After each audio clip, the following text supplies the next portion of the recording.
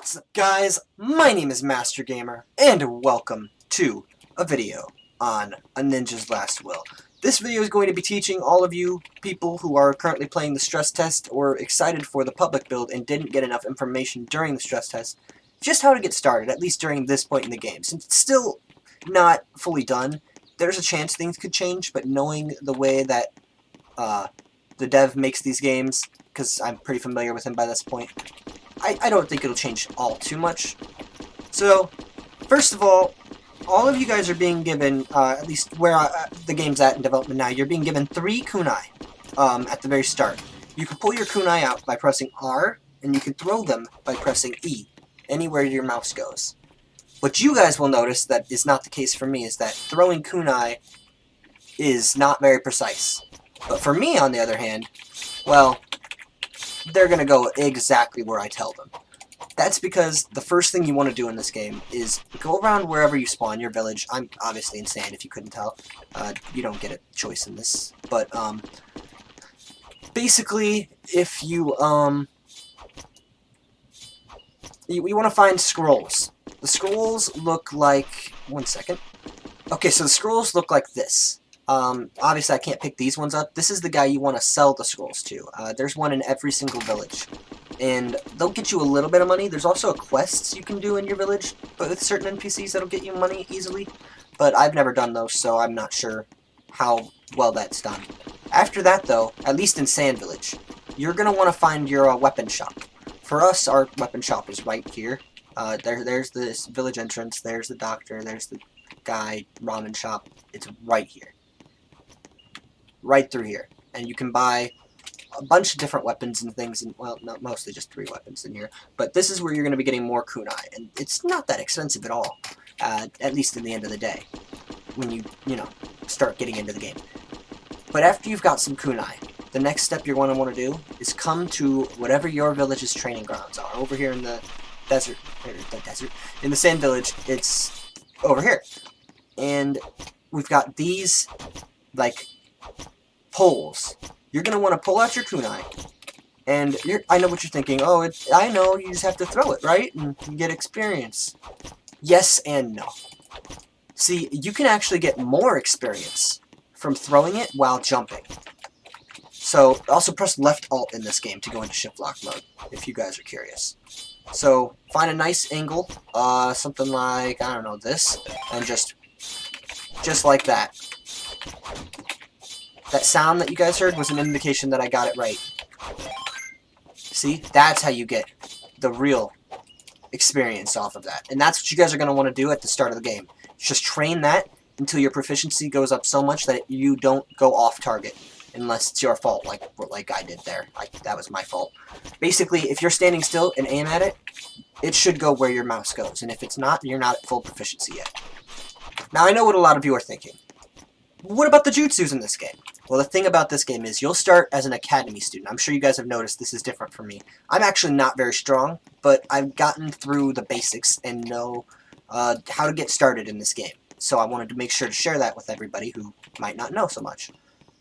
Basically, until you reach the rank of C as a Genin, which means you have to get past Academy A+, or S, or even, I think. I don't remember if there's an S, but it's easier to level in Academy than it is in Genin. And, you're going to want to get to C in Genin. And I'll show you guys where the NPC you want to talk to is for that later. But in order to get to C in Genin, once you're done with your kunai training, the step you're going to want to take is, at least for the Sand Village, there are a couple spawns I know of. Outside of each of your villages, or at least most of the villages, I'm not certain, there are rogue NPC spawns. So rogue ninja NPC spawns are basically just NPCs that we could beat up, and we can pick them up and jail them in our own hometown. I'll demonstrate this and show you guys where the sand spawns are, but sadly I don't know all the world spawns, so if you're not in Sand Village, you might have to get more help from somebody else or find them yourself. But you still know that you have to find these rogues, beat them up, and take them to the jailer in your town, which I can show you what that looks like. And that's how you get the best EXP to get to Genin after you finish your kunai training. Up here, while we're waiting for the rogues to spawn, this is one of the rogue spawns. Oh, there they are. We just watched them spawn. The ramen thing here, whatever's filled yellow is the food that you have in your belly. The empty ones that you can see through is basically how hungry you are. So like it's a hunger meter. You won't heal if your hunger's all the way down, just like in their game Avatar, their Avatar game. So I'm just gonna beat the ever-living crap out of him. I'm really bad right now, so I don't know if using a jutsu is a good idea, but I'm gonna try.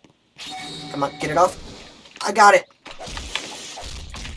Yeah, as you can see, I'm really slow at using jutsus because I don't play this game enough and have not trained my jutsu speed. I basically got jutsus and then stopped playing this game as heavily, but I planned on playing it more now that it's getting into more public points of development.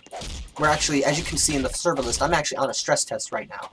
But I am a tester for this game, so I don't need to be on a stress test. I just happened to decide to record this video during a stress test.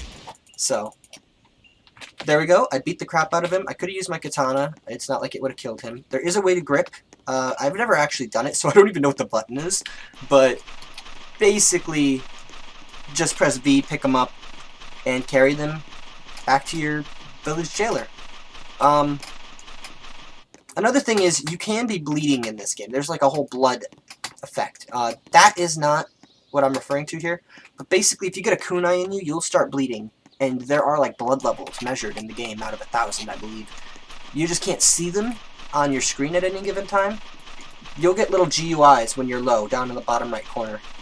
And you are basically going to want to talk to a village doctor when that happens, so you don't die. Because I believe you can get wiped from dying of blood loss. Normal grips don't wipe you, I don't believe, but there are ways to get wiped in this game. One of the biggest ones is the Akatsuki. The Akatsuki can freaking wipe you easily. But this is what the jailer looks like. Just a stand like this somewhere in your village. Over here in sand, it's right through this little tunnel by the entrance. You kind of get reference point. And that was one of the rogue spawns. I'll show you the other sand rogue spawn really quickly. And then I will show you guys where the jutsus are and how you train your chakra in jutsus. One thing I will say about the jutsus while we're on our way to that rogue ninja though is you get random elements based on a paper that's given to you when you go get your jutsus. I got water and air. And effectively, I have 2 moves of each. So I have 4 jutsus that I could use. Water Ball, Wind Cutter, Water Shark, and Vacuum Bullets, which at this point in the game's development, I believe that's all there is of the of those 2 movesets, the Water and the Wind. But, there's more than Water and Wind, but I believe that's all the moves in the Water and Wind movesets at the moment. And if it's not, then I just haven't gotten the others yet. But you're going to want to also, right over here somewhere in this little patch of sand is where the next rogue spawn is. You'll want to be like right about here, somewhere around here. Just kind of waiting them out. But while we wait, I shall show you. In order to get your chakra up and your jutsu using speed up, the most important thing is simply using your jutsu. So I'm getting a little faster now that I've used my jutsus a little more. That water ball took a lot of my chakra, but back in the day it went even lower. So basically, the more you use your jutsus, the more chakra you're going to have, that or the faster it recharges, I'm not sure, and the faster you'll be able to do your hand signs. You just have to practice. Literally, you just have to make your character practice. So one of the big things is once you get to Genin or so, you're going to be sitting around these spawns in your villages, just kind of grinding away at rogues and practicing your jutsu so you can get stronger. Rogues will give you money that you can all see in this little, backpack icon. And that money can be used for many things. I haven't gotten a lot of them. All I've really gotten is this katana, which you buy in the Leaf Village, and I've gotten kunai. But honestly, early on, that's all you really need. There are special clans, as you guys can see over here. There's Hyuga there. I think that's a special one. Yeah, Anybody else with a special clan? I'm not sure. I'm not sure if any of these other ones are special. Naruto becomes special. I think that gives like extra fire damage or something. Point is, there are special clans. You can get things like Uchiha, but it's really rare. And the respinning is like 250 Robux for you guys to respin your last name. And, you know, you get different specs for different clans, but most of us don't have special specs. Most players and most clans. A lot of us testers do, but that's just because a lot of us are rich, and I am not rich, so I can't really afford to be doing that. This game does have a day and night cycle, but I'm not sure how much of an impact it has. Oh, hey, the rogue just spawned. I'm going to take them down, turn them in, and then I'll show you guys where we can get jutsus. There's not a huge amount to this game right now. I know there is a way that you can become an Akatsuki, and for all you guys in the stress test or waiting till public release, that's a really cool idea. I'd love that. But us testers are pretty loyal to our villages. If we weren't, our Kages would wipe us anyway. At least Sand would. I know that for a fact. We be pretty strict on our people here in Sand. We make sure you're loyal to the cause and not going to go turn on us. One basic mechanic I probably neglected to say, and I'm just going to throw in here right now. When running, it's something I've caught a lot of people who just started the game didn't know. Double tapping W does run, not shift. However, there's a faster run when you hold shift while double tapping W. You start doing the ninja run. So, yeah. But I'm going to go show you guys where you guys can get these moves. Not these moves, but your moves. Your jutsus for yourself.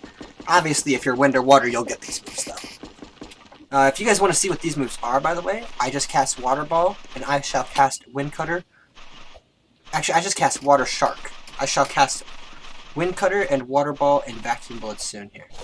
Just to show you guys. So, you want to go past that rogue spawn by the giant rock, guys. And you're going to want to continue on through the desert. All the way out here. Don't worry, that's not a rogue player just standing there for some reason. And you're basically going to want to go all the way to the Hidden Leaf Village.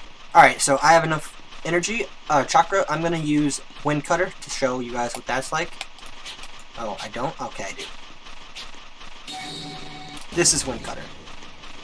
Little like Wind Blade. You can't really control them midair or anything like you can with Avatar's bendings, which makes sense because, you know, it's not Avatar's bendings. But, I don't know. It makes the combat a little more melee-based than I would say Avatar's is.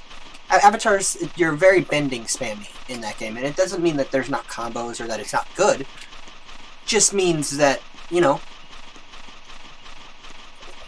while people do use melee, it's not as encouraged because the bending is really good.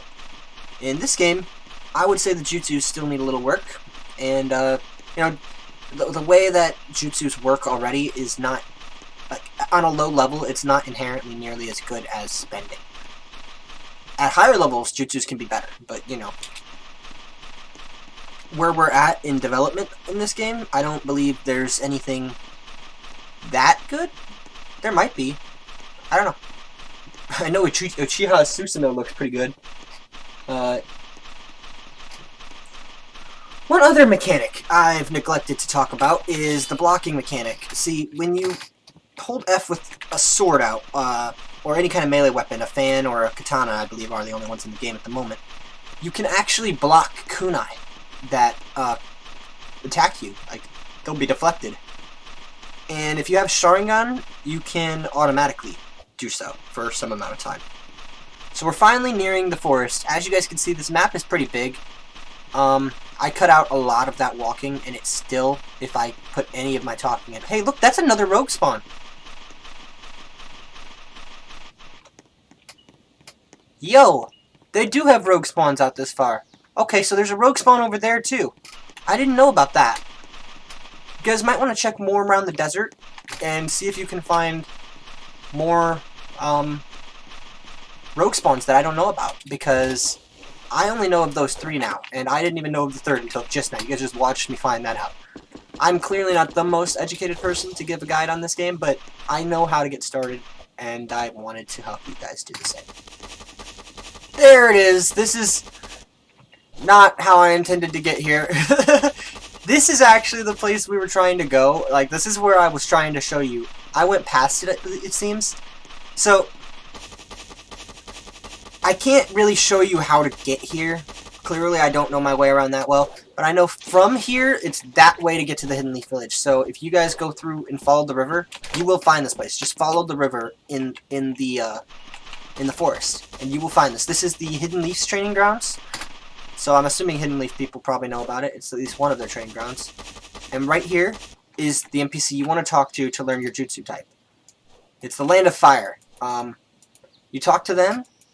They can teach you all that you need to know. And, come on, tell me. Okay, they won't tell me more. It costs you some kind of amount of Rio. I'm not sure how much Rio, but it does cost you Rio. Hey, there's a fight happening. All I'm saying is it costs Rio to do that. But yeah. Once you have gotten your 2 jutsus, they'll give you pieces of paper you have to buy. I'm not sure if you have to buy them individually or not. I don't believe so. But if you do, just be sure you bring enough. Alright then, guys. I believe I have shared all I have to share with you guys in this video. So, if you guys enjoyed it, be sure to let me know. Because I do plan to play this game in my off time, get a little farther, and maybe Shoji Haru can have a little story of his own, just like Akira Kenzo. See how far he gets after the point of Genin. But, because there is wiping in this game. There's a good chance his life could be ended at any point. But, yeah. Anyways, guys, if you like this video, be sure to hit that like button. If you really like this video, be sure to smash that subscribe button. And as always, remember, everything changes.